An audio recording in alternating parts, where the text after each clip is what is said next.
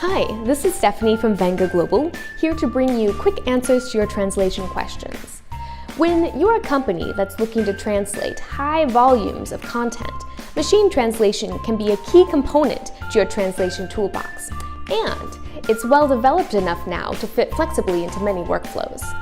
This leads us to today's question: when should I use machine translation?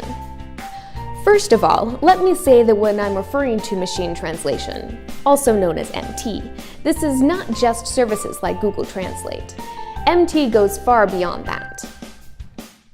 The first step of any MT process is to run the content through terminology enforcement.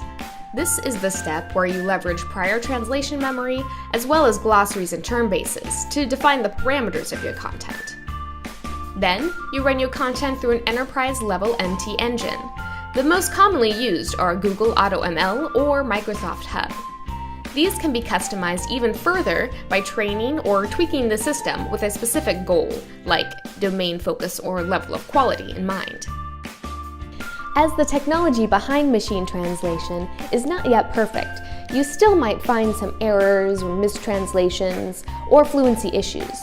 This is why we recommend that even if you don't need particularly accurate text, you should still run it by some human post-editing.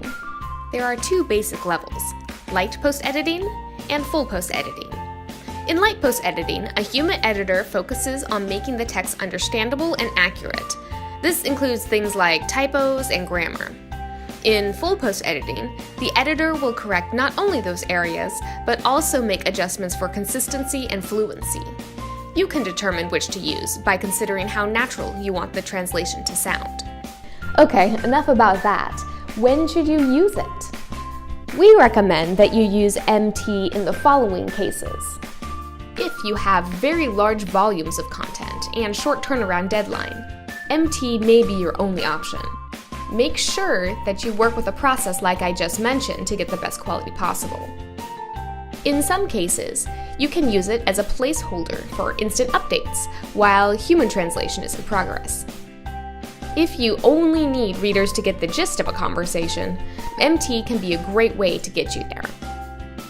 Then, there are some times where you probably should avoid MT.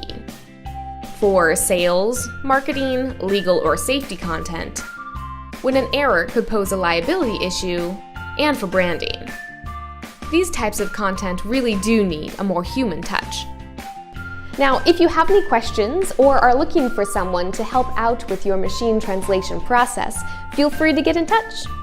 Well, until next time.